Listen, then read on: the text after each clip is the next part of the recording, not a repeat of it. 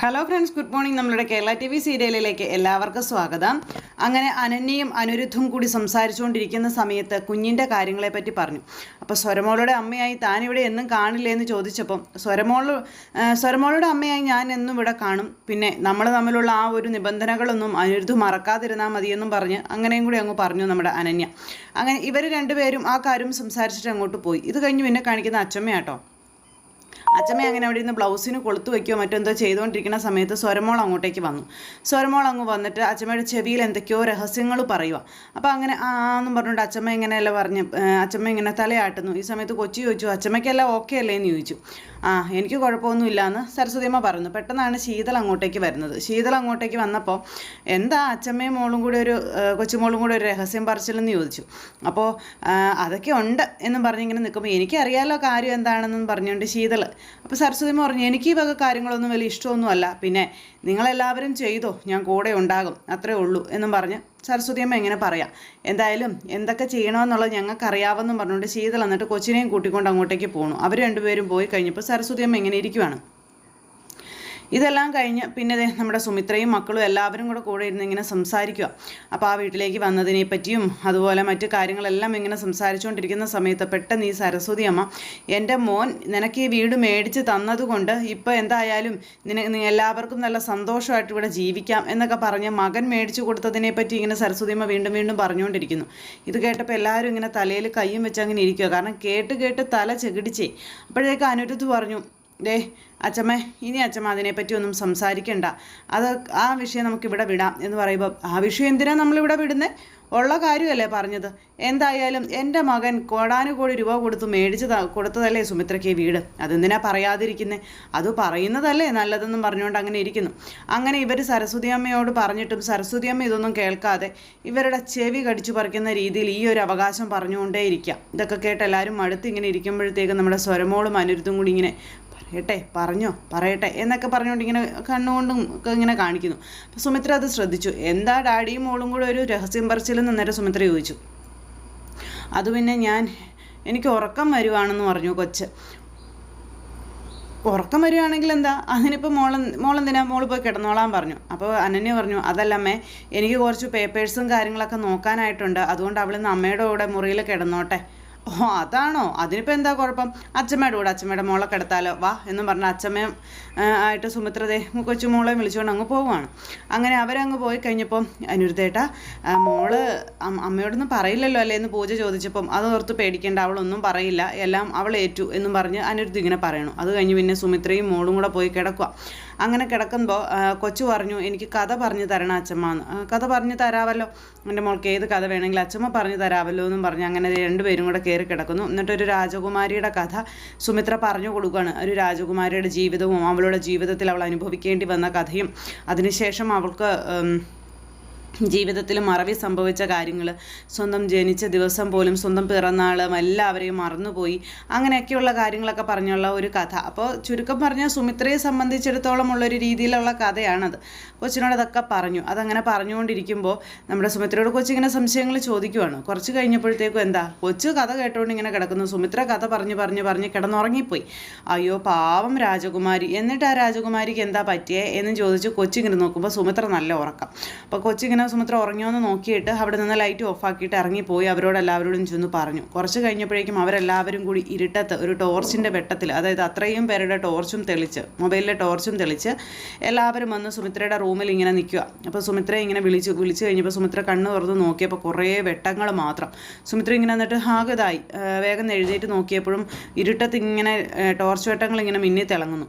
പെട്ടെന്ന് സുമിത്ര ഇങ്ങനെ എഴുന്നേറ്റ് ഇങ്ങനെ നോക്കിയിരിക്കുമ്പോഴേക്കും വേഗം ലൈറ്റ് ഇട്ടപ്പോൾ സുമിത്ര ഒന്നും ഞെട്ടി. സുമിത്ര ഇങ്ങനെ നോക്കുമ്പോഴേക്കും പെട്ടെന്ന് ആ പെരുന്നാളാഘോഷത്തിൻ്റേതായ ആ ഒരു ഭയങ്കരമായിട്ട് ഇങ്ങനെ ഇവർ ആഘോഷിക്കാനുള്ളതിൻ്റെ തുടക്കം അങ്ങനെ ആകുന്നു. അങ്ങനെ സുമിത്രയെ ഇതൊക്കെ കണ്ട് അമ്പരപ്പോട് കൂടിയിരിക്കാം. അപ്പോൾ ഇതെന്താ ഇതെന്ന് ചോദിച്ചപ്പോൾ തീർന്നില്ല വാ എന്നും പറഞ്ഞുകൊണ്ട് എല്ലാവരും ഹാപ്പി ബർത്ത്ഡേയും പറഞ്ഞു. അപ്പോൾ ഈ തീർന്നില്ല വാ എന്നും പറഞ്ഞുകൊണ്ട് സ്വരമോള് വിളിക്കുമ്പോൾ ഇനിയുണ്ടോ എന്ന് ചോദിച്ചു സുമിത്ര. ഇനിയുണ്ട്, വരാൻ പറഞ്ഞു. അങ്ങനെ സുമിത്രയെ വിളിച്ച് താഴെ കൊണ്ടുപോയി ഇവരിങ്ങനെ നിർത്തുമ്പോൾ നോക്കുന്ന സുമിത്ര കാണുന്നത് ഹാപ്പി ബർത്ത്ഡേ എന്ന് എഴുതിയ വലിയ അലങ്കാരങ്ങളും ബലൂൺസും കാര്യങ്ങളും കേക്കും ഒക്കെയാണ്. അങ്ങനെ സുമിത്രയെ വിളിച്ചുകൊണ്ട് വന്ന് ഇവരെല്ലാവരും കൂടെ നിന്ന് ആ കേക്ക് മുറിക്കുന്നു. അങ്ങനെ സന്തോഷത്തോടെ എല്ലാവരും ഹാപ്പി ബർത്ത്ഡേ പറഞ്ഞ് സുമിത്രയുടെ കേക്ക് മുറിച്ച് എല്ലാവരും ഇങ്ങനെ ഷെയർ ചെയ്തു. സുമിത്രയും എല്ലാവർക്കും ഷെയർ ഒക്കെ ചെയ്ത് കൊടുത്ത് ഇങ്ങനെ കഴിച്ചു. എല്ലാവരും വളരെ ഹാപ്പി ആയിട്ട് ഇങ്ങനെ നിൽക്കുക. അപ്പോൾ ആ സമയത്ത് എൻ്റെ ജീവിതത്തിൽ ഞാൻ ആദ്യമായിട്ടാണ് ഇങ്ങനെ എൻ്റെ പിറന്നാൾ ആഘോഷിക്കുന്നത് എന്ന് സുമിത്ര പറയുമ്പം, എൻ്റെ മോൻ നിനക്ക് വേണ്ടി മേടിച്ച് തന്ന് ഈ വീട്ടിൽ വെച്ച് നിനക്ക് ഇതുപോലൊരു പിറന്നാൾ ആഘോഷിക്കാൻ ഭാഗ്യം ഉണ്ടായില്ലേ സുമിത്രേ എന്നും പറഞ്ഞു. അപ്പോഴും മകൻ മേടിച്ചു കൊടുത്ത കഥ അവിടെ സുമിത്രയുടെ മുന്നിൽ എടുത്തിടുകയാണ് നമ്മുടെ സരസ്വതി അമ്മ. അപ്പോൾ ഇപ്പം രാജകുമാരിക്ക് സന്തോഷമായോ എന്ന് ചോദിച്ചു സ്വരമോള്. അപ്പോൾ രാജകുമാരിയുടെ കഥയാണല്ലോ പറഞ്ഞു കൊടുത്തത്. ഇപ്പം രാജകുമാരിക്ക് സന്തോഷമായെന്നും പറഞ്ഞുകൊണ്ട് സുമിത്ര കുഞ്ഞിനെ എടുത്ത് പൊടിച്ച് ഇങ്ങനെ ഉമ്മയൊക്കെ കൊടുത്ത് അങ്ങനെ നിൽക്കുന്നു. അങ്ങനെ എല്ലാവരും വളരെ സന്തോഷപരമായ രീതിയിൽ സുമിത്രയുടെ ബർത്ത്ഡേ ഒക്കെ ആഘോഷിച്ച് അടിപൊളിയായി. അങ്ങനെ ശ്രീനിലയം ഒരു സന്തോഷ നിമിഷത്തിൽ ആറാടുന്ന സമയത്ത് പിന്നെ കാണിക്കുന്ന രഞ്ജിതയാണ്. രഞ്ജിതയ്ക്കാണെങ്കിൽ ഊണുമില്ല, ഉറക്കവുമില്ല, ടെൻഷനും. അപ്പോൾ എന്തിനാ രഞ്ജു നീ ഇങ്ങനെ ടെൻഷൻ അടിക്കുന്നത്, എന്തിനാ മമ്മി ഇങ്ങനെ ടെൻഷൻ അടിക്കുന്നതെന്ന് ഭർത്താവും മകനും ചോദിക്കുമ്പം സുമിത്രയുടെ മുന്നിൽ തോറ്റുപോയെന്നും പരമശിവത്തിനെ ഞാൻ ഭയങ്കരമായിട്ട് വിശ്വസിച്ചു, പക്ഷെ അവൻ എന്നോട് ചെയ്തത് വലിയൊരു ചതിയാണ്. ഞാൻ സുമിത്രയുടെ മുന്നിൽ തോറ്റുപോയില്ലേ, അവൾ ശ്രീനിലയത്തിൽ താമസമാക്കിയതോടുകൂടി ഞാൻ തോറ്റുപോയി തുടങ്ങിയ കാര്യങ്ങളൊക്കെ ഇങ്ങനെ പറയുക. അപ്പോൾ അങ്ങനെ പറയുമ്പോൾ അങ്ങനെ നീ എന്തിനാ വിചാരിക്കുന്നത്, സുമിത്രയെ വിജയിക്കാൻ ഇനിയും നമുക്ക് ഒരുപാട് അവസരങ്ങളുണ്ടല്ലോ, ഒന്നും വേണ്ട, പൂജയും പങ്കജും തമ്മിലുള്ള വിവാഹം നടന്നാൽ തന്നെ അവളെ നമുക്ക് വിജയിക്കത്തില്ലേ എന്ന് ഭർത്താവ് ചോദിച്ച സമയത്ത് അതെ, ഇനി അതിൽ മാത്രമാണ് തനിക്കൊരു പ്രതീക്ഷയെന്നും മകനോട് പറഞ്ഞു കൊടുക്കുകയാണ്. പങ്കജ്, എന്ത് വില കൊടുത്തിട്ടാണെങ്കിലും പൂജയും നീയും തമ്മിലുള്ള വിവാഹം അധികം താമസിയാതെ നടത്തണം, അങ്ങനെയെങ്കിലും എനിക്ക് സുമിത്രയുടെ മുന്നിൽ വിജയിക്കണം എന്ന് പറഞ്ഞു. മമ്മിക്ക് എന്നെ വിശ്വാസമില്ലേ എന്ന് ചോദിച്ചു. മമ്മിക്ക് ഞാൻ തരുന്ന വാക്കാണ്, പൂജയും ഞാനും തമ്മിലുള്ള വിവാഹം നടന്നിരിക്കും എന്നിങ്ങനെ പറയുമ്പോൾ ആ ഒരു വഴി കൂടി അടഞ്ഞാൽ പിന്നെ നമ്മളുടെ ജീവിതം ഏത് നിലയിലെത്തുമെന്നുള്ള കാര്യം നിനക്കറിയാമല്ലോ എന്നൊക്കെ പറഞ്ഞുകൊണ്ട് രഞ്ജിത ഇങ്ങനെ പറയാം. അപ്പോൾ ഒരിക്കലും അങ്ങനെ സംഭവിക്കില്ല തുടങ്ങിയ കാര്യങ്ങളൊക്കെ ഇങ്ങനെ പറഞ്ഞു. അങ്ങനെ പൂജയെ വശീകരിച്ചെടുക്കുന്നതും പൂജയെ എങ്ങനെയെങ്കിലും സുമിത്രയുടെ അരികിൽ നിന്ന് കൊണ്ടുവരുന്നതിനെ പറ്റിയൊക്കെ പറയാം. പൂജ ഒരു നിഷ്കളങ്കയായ പെൺകുട്ടിയാണ്, പക്ഷേ സുമിത്രയ്ക്കൊപ്പം നിൽക്കുമ്പോൾ നമ്മളത് സൂക്ഷിക്കണമെന്നും എങ്ങനെയെങ്കിലും സുമിത്രയെയും പൂജയെയും തമ്മിൽ അടുപ്പിക്കണം, അതിനുശേഷം പൂജ നമ്മുടെ അരികിലേക്ക് ഓടിയെത്തുന്ന സിറ്റുവേഷനിലേക്ക് വരെ കാര്യങ്ങൾ കൊണ്ടുവന്നെത്തിക്കണം, അതിനുള്ള കഴിവൊക്കെ നമ്മുടെ മോനുണ്ട് രഞ്ജു, നീ എന്തിനാ ഇങ്ങനെ ടെൻഷൻ അടിക്കുന്നതെന്ന് ചോദിച്ചുകൊണ്ട് അന്നേരത്തേക്കും അരവിന്ദൻ. അപ്പോൾ അമ്മയും മോനും അച്ഛനും കൂടി ഇങ്ങനെ സംസാരിച്ചുകൊണ്ടിരിക്കുന്ന സമയത്താണ് പെട്ടെന്ന് പൂജയുടെ കോള് വരുന്നത് പങ്കജിൻ്റെ ഫോണിലേക്ക്. ആരാ വിളിക്കുന്നതെന്ന് ചോദിച്ചപ്പോൾ ദേ പൂജ, മമ്മി പൂജ വിളിക്കുന്നു എന്ന് പറഞ്ഞു. പെട്ടെന്ന് കോൾ എടുക്കാൻ പറഞ്ഞു. അപ്പോഴേക്കും പങ്കജിനൊരു ടെൻഷൻ. പങ്കജ് ഇങ്ങനെ നിൽക്കുമ്പോൾ എൻ്റെ മോനെ നീ അത് കട്ടാകുന്നതിന് മുമ്പ് എടുക്കടാ, ഇനി ഇതൊക്കെ ഞാൻ തന്നെ നിനക്ക് പറഞ്ഞു തരണം, നീ കോൾ എടുക്കടാ എന്നും പറഞ്ഞുകൊണ്ട് ഭയങ്കരമായിട്ട് ഇങ്ങനെ നിർബന്ധിക്കുവാണ് അരവിന്ദൻ. അന്നേരം തന്നെ പങ്കജ് എന്താണേലും ഫോൺ എടുത്തു കേട്ടോ. ഫോൺ എടുത്ത് ഇങ്ങനെ സംസാരിക്കുന്നു. ഹലോ പങ്കജ് എന്നും പറഞ്ഞു. പൂജ താൻ നല്ല ഹാപ്പിയിലാണല്ലോ എന്ന് പറഞ്ഞപ്പോൾ ഹാപ്പിയിലാണ്, ജീവിതത്തിൽ ഭയങ്കര എക്സൈറ്റ്മെൻറ്റുകൾ നടന്നുകൊണ്ടിരിക്കുകയാണെന്ന് പറഞ്ഞു. എക്സൈറ്റ്മെൻറ്റോ എന്താണെന്ന് ചോദിച്ചപ്പം ഞങ്ങൾ ശ്രീനിലയത്തിലേക്ക് വന്ന് കയറിയതും ആ ഒരു എക്സൈറ്റ്മെൻറ്റ് പോലും ആർക്കും ഇതുവരെ മാറിയിട്ടില്ല. മാത്രമല്ല ഇന്നലെ രാത്രി ഞങ്ങൾ അമ്മയുടെ ബർത്ത്ഡേ ഭയങ്കര ഗംഭീരമായിട്ട് ആഘോഷിച്ചു എന്നും പറഞ്ഞ് അവിടെ നടന്ന കാര്യങ്ങളൊക്കെ പൂജ ഇങ്ങനെ പറയുന്നു. അപ്പോൾ അതൊക്കെ കേട്ട് കഴിഞ്ഞപ്പോൾ പങ്കജിൻ്റെ ഉള്ളിലെ തീ. അപ്പോൾ പങ്കജ് ഇത് പുറമെ കാണിക്കാൻ പറ്റാത്തത് കൊണ്ട് എന്തായാലും താൻ സന്തോഷവതിയാണല്ലോ, എനിക്കത് മതി, താൻ ഹാപ്പി ആണെന്ന് കേട്ടാൽ മാത്രം മതി, എവിടെയായിരുന്നാലും താൻ സന്തോഷവതിയായിട്ടിരുന്നാൽ മതി എന്നൊക്കെ പങ്കജ് ഇങ്ങനെ പറഞ്ഞു. അപ്പോൾ പങ്കജ് ഇങ്ങനെ പറഞ്ഞപ്പോൾ തനിക്ക് ഞങ്ങളോട് ദേഷ്യമൊന്നുമില്ലല്ലോ എന്ന് ചോദിച്ചു ഈ പങ്കജ്. ദേഷ്യമോ എന്തിന്, എനിക്ക് വേറെ ആരാ ഉള്ളത്, എൻ്റെ സന്തോഷങ്ങളും സങ്കടങ്ങളും ഒക്കെ പങ്കിടാൻ എനിക്ക് താനല്ലേ ഉള്ളൂ, അതുകൊണ്ടല്ലേ ഞാൻ തന്നെ വിളിച്ചത് എന്നിങ്ങനെ പറയുമ്പോൾ താങ്ക്സ് പൂജ, തൻ്റെ സന്തോഷങ്ങളും സങ്കടങ്ങളും പങ്കിടാൻ പറ്റിയ ഒരാളാണ് ഞാനെന്ന് തനിക്ക് തോന്നിയല്ലോ, അതുകൊണ്ട് അതിനായി താങ്ക്സ് എന്ന് പറഞ്ഞു. എന്തായാലും ഇനി എന്താ തൻ്റെ പ്ലാൻ എന്നൊക്കെ ഇങ്ങനെ ചോദിച്ചപ്പോഴേക്കും ഫോൺ വേഗം അവിടെ നിന്ന് ഇവിടുന്നും കട്ടായി. അപ്പോൾ ഹലോ എന്ന് വെച്ചാൽ അവിടെയും ഹലോ എന്ന് വെച്ചു പങ്കജ്, ഇവിടെ പൂജയും ഹലോ എന്ന് വെച്ചു. പക്ഷേ രണ്ടുപേർക്കും കോള് കിട്ടുന്നുണ്ടായിരുന്നില്ല. വേഗം തന്നെ പൂജ കട്ടായല്ലോ, അതിന് പിന്നെ വിളിക്കാം എന്നും പറഞ്ഞ് അകത്തേക്ക് കയറിപ്പോയി. അത് കഴിഞ്ഞപ്പം അച്ഛനും അമ്മയും മകനോട് ഈ വിവരങ്ങൾ കേൾക്കാനായിട്ടുള്ള ഒരു ആകാംക്ഷയോടെ നിന്ന് ചോദിക്കുകയാണ് എന്താണ് എന്ന്. അപ്പോൾ അവിടെ അവർ ശ്രീനിലയത്തിൽ കയറി ചെന്നതിനെ പറ്റിയും പിന്നെ സുമിത്രയുടെ ബർത്ത്ഡേ ആഘോഷിച്ചതിനെ പറ്റിയൊക്കെയാണ് അവൾ പറഞ്ഞതെന്നുള്ള കാര്യം പറഞ്ഞു. അതുമാത്രമല്ല അവൾ എന്നോട് പറഞ്ഞത് അവളുടെ സന്തോഷങ്ങളും സങ്കടങ്ങളും പങ്കിടാൻ പറ്റിയ ഒരാളായിട്ട് അവൾ എന്നെ കാണുന്നതെന്നാണ് എന്നിങ്ങനെ പറയുമ്പോൾ അതേതായാലും ഒരു പ്ലസ് പോയിൻ്റ് ആണല്ലോ എന്ന് രഞ്ജിത പറയുക. അപ്പോൾ ഈ പ്ലസ് പോയിന്റിൽ പിടിച്ചു വേണം നമ്മൾ കയറാൻ എന്നൊക്കെ ഇങ്ങനെ പറഞ്ഞ് അങ്ങനെ അവളോടുള്ള പ്രണയം പറയണം, അവൾക്ക് നിന്നോട് പ്രണയമാണ് അങ്ങനെയൊക്കെ പറഞ്ഞുകൊണ്ട് അന്നേരത്തേനും ഈ പങ്കജിൻ്റെ മനസ്സ് ചൂട് പിടിപ്പിക്കുക ഇവർ. അത് കേട്ട് കഴിഞ്ഞപ്പോഴേക്കും പങ്കജ് പറഞ്ഞു, എൻ്റെ അമ്മ പണ്ടത്തെ ആൾക്കാരെ പോലെ ഒന്നും അല്ല ഇപ്പോഴുള്ള പെൺകുട്ടികൾ. ഒരു സിനിമയ്ക്ക് ഒരുമിച്ച് പോയെന്നോ അല്ലെങ്കിൽ ഒരു സന്തോഷം അല്ലെങ്കിൽ സങ്കടം ഫോണിൽ വിളിച്ച് പറഞ്ഞെന്നോ എന്ന് കരുതി അത് പ്രണയമായി കാണുന്ന പെൺകുട്ടികളൊന്നും അല്ല ഇന്നത്തെ കാലത്തുള്ളത്. എടാ, അത് നിനക്ക് പെൺകുട്ടികളുടെ മനസ്സറിയില്ലാത്തത് കൊണ്ടാണ്.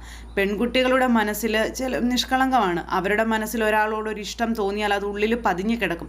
അത് പ്രണയമായി മാറ്റാൻ കഴിവുള്ളവരാവണം അപ്പുറം നിൽക്കുന്ന ആൺകുട്ടികൾ. അത് നിന്നെപ്പോലെ ഉള്ള ആൺകുട്ടികൾക്ക് അത് കഴിയും.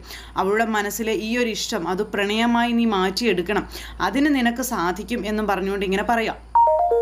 അങ്ങനെ ദേ അമ്മ മകന് പ്രണയിക്കാനുള്ള വഴികളും കാര്യങ്ങളും പറഞ്ഞു കൊടുക്കുന്നു. അങ്ങനെ ഇവർ രണ്ടുപേരും കൂടി ആ കാര്യമൊക്കെ സംസാരിച്ചുകൊണ്ട് ഇങ്ങനെ നിൽക്കുക കേട്ടോ. ഇതെല്ലാം കഴിഞ്ഞ് അതെ നമ്മുടെ സുമിത്രയും സുമിത്ര സരസ്വതി അമ്മയ്ക്കും അതുപോലെ ശീതളിനും ചായയായിട്ട് വരുന്നു. അങ്ങനെ ചായയായിട്ട് വരുന്ന സമയത്ത് സരസ്വതി അമ്മ ചായ മേടിച്ചു കുടിച്ചു, ശീതളും ചായ മേടിച്ചു കുടിച്ചു. അപ്പോഴും ചായ കുടിച്ച കാര്യങ്ങൾ കുടിച്ചുകൊണ്ടിരിക്കുന്ന സമയത്ത് എൻ്റെ മകൻ മേടിച്ച് തന്ന വീട്ടിൽ നിനക്ക് സന്തോഷത്തോടെ അടുക്കളയിൽ കയറാൻ പറ്റിയില്ലേ, ചായ ഇടാൻ പറ്റിയില്ലേ എന്നൊക്കെ പറഞ്ഞുകൊണ്ട് സരസ്വതി അമ്മ. അത് കേട്ടപ്പോൾ ശീതളിന് ദേഷ്യം വന്നു. ശീതൾ പറഞ്ഞു, അമ്മയുടെ മോനെ അമ്മയ്ക്ക് ഒരുപാട് സമ്മാനങ്ങൾ കൊടുത്തിട്ടുണ്ടെന്ന് പറഞ്ഞപ്പോഴത്തേക്കും ദേ പെണ്ണെ, നീ ആവശ്യമില്ലാത്ത കാര്യങ്ങളിൽ ഇടപെടാതെ നിൻ്റെ ജീവിതം സേഫാക്കാൻ നോക്കാൻ പറഞ്ഞു. പിന്നെ സരസ്വതി അമ്മ അവിടെ കിടന്ന് ചുമ്മാ ഒച്ചയെടുക്കുക. അവളുടെ ജീവിതം തുലച്ചിട്ട് മറ്റുള്ളവരുടെ കാര്യത്തിൽ ഇടപെടാൻ വന്നേക്കും, നാണമില്ലല്ലോ, അങ്ങനെയാണ് ഇങ്ങനെയാണ്, എന്നെ കൂടെ ഒന്ന് പറയിപ്പിക്കണ്ടെന്നും പറഞ്ഞുകൊണ്ട് ആ ചായയും വലിച്ചെറിഞ്ഞിട്ട് സരസ്വതിയമ്മ എഴുന്നേറ്റ് പോയി. അങ്ങനെ സരസ്വതിയമ്മ എഴുന്നേറ്റ് പോയി കഴിഞ്ഞപ്പോഴേക്കും മോളെ അവൻ വിളിക്കുക മറ്റോ സച്ചിൻ വിളിക്കുക മറ്റോ ചെയ്തോന്ന് ചോദിച്ചപ്പം എന്നെ ആരും വിളിച്ചില്ല, ഞാൻ അങ്ങോട്ടും വിളിക്കാൻ പോയില്ല എന്നൊരു ഇഷ്ടക്കേടോടുകൂടി നമ്മുടെ ശീതൾ അമ്മയോട് പറഞ്ഞിട്ട് അങ്ങ് പോയി. അപ്പോൾ സുമിത്ര ഇങ്ങനെ അത് കേട്ടിട്ട് ഇങ്ങനെ വിഷമിച്ച് നിൽക്കുക കേട്ടോ. എന്തായാലും ആ ഒരു സിറ്റുവേഷനും കാര്യങ്ങളും അവിടെ നടക്കുന്നു. ഇതേ സമയത്ത് പിന്നെ കാണിക്കുന്ന നമ്മുടെ അപ്പു ഇങ്ങനെ വിഷമിച്ച് അവിടെ ഇരിക്കുക. വിഷമിച്ചിരിക്കുന്ന അപ്പുവിൻ്റെ അടുത്തേക്ക് ചിത്ര ചെന്നിട്ട് നീ എന്താ ഭക്ഷണം കഴിക്കാൻ വരാൻ പറഞ്ഞു. അപ്പോൾ എനിക്ക് വേണ്ടാന്ന് പറയുമ്പോൾ നീ എന്താ അപ്പു ഇങ്ങനെ തുടങ്ങുന്നത്, നീ ആർക്ക് വേണ്ടി ഈ പട്ടിണി കിടക്കുന്നതെന്ന് ചോദിച്ചു. നിന്നെ വേണ്ട എന്ന് പറഞ്ഞിട്ട് പോയവളല്ലേ അവള്, നിന്നെ ഇഷ്ടമല്ല എന്ന് പറഞ്ഞതല്ലേ, അങ്ങനെയുള്ളവളെ ഓർത്ത് നീ എന്തിനാ വെറുതെ ഇങ്ങനെ സങ്കടപ്പെടുന്നത്, ഇങ്ങനെ ഇരിക്കുന്നത് എന്നൊക്കെ ചോദിച്ച് അമ്മ മകനെ ഇങ്ങനെ ഉപദേശിക്കുന്നു.